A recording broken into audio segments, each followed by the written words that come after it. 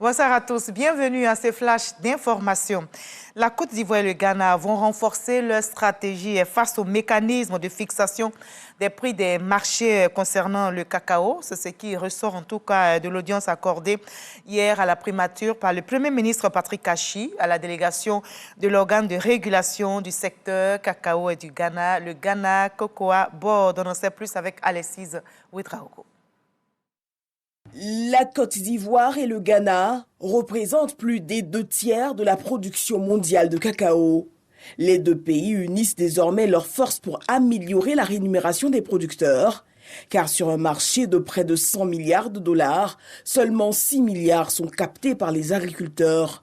Ce mercredi, à la primature, le Premier ministre reçoit la délégation du Ghana Cocoa Board.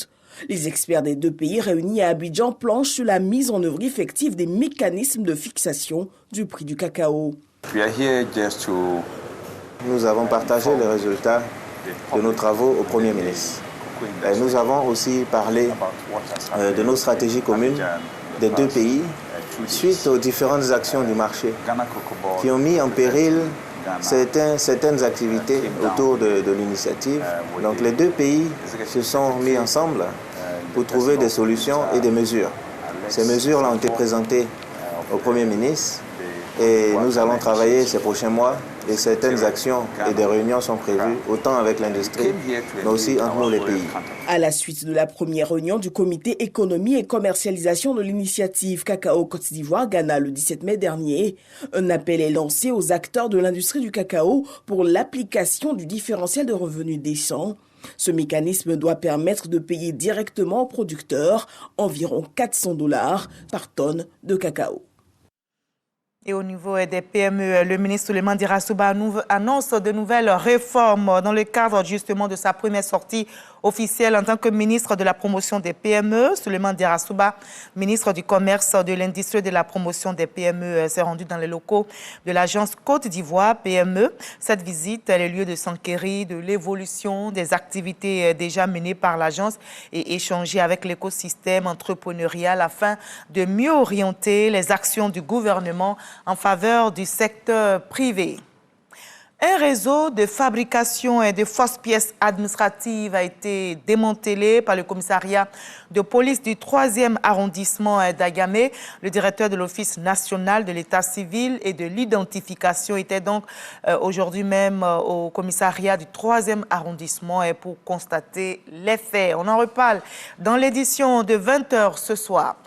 Le retrait du Mali du G5 Sahel a été évoqué hier au Conseil de sécurité de l'ONU. Lors de cette réunion régulière sur la paix et la sécurité en Afrique, les membres du Conseil, dans leur ensemble, ont condamné le retrait du Mali et de la force régionale. Ils espèrent que Bamako prendra ses responsabilités et continuera le dialogue avec ses voisins pour lutter contre la menace terroriste. Ils ont par ailleurs réclamé un renforcement du mandat de la MINUSMA en juin prochain. Et notez que pendant ce temps également, toujours dans l'actualité internationale, les pays membres du G7 sont en conclave jusqu'à demain vendredi.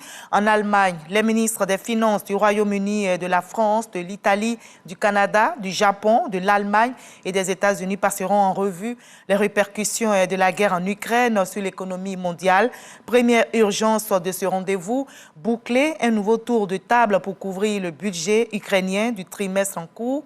L'économie ukrainienne, sachez-le, est en effet ravagée par la guerre menée avec la Russie. Eh bien, pour faire tourner le pays, Kiev demande 5 milliards de dollars par mois. Les États-Unis ont mis sur les rails la semaine dernière une rallonge de 40 milliards de dollars, dont plus de 7 milliards pour soutenir le budget ukrainien.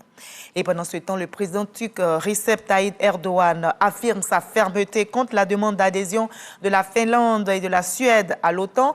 Il s'est dit de nouveau résolu à contrer cette demande d'adhésion, qualifiant la Suède et la Finlande de nid de terroristes. Cette Suède, ce sont ses propos, et cette Finlande sont les pays qui hébergent les terroristes chez eux, à savoir le PKK et l'IPG, a-t-il martelé donc à propos du Parti des travailleurs du Kurdistan et de ses alliés kurdes irakiens.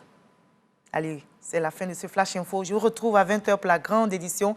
Mais juste après ce Flash, suivez l'info régionale pour avoir toutes les nouvelles de nos régions ici en Côte d'Ivoire. À tout à l'heure à 20h.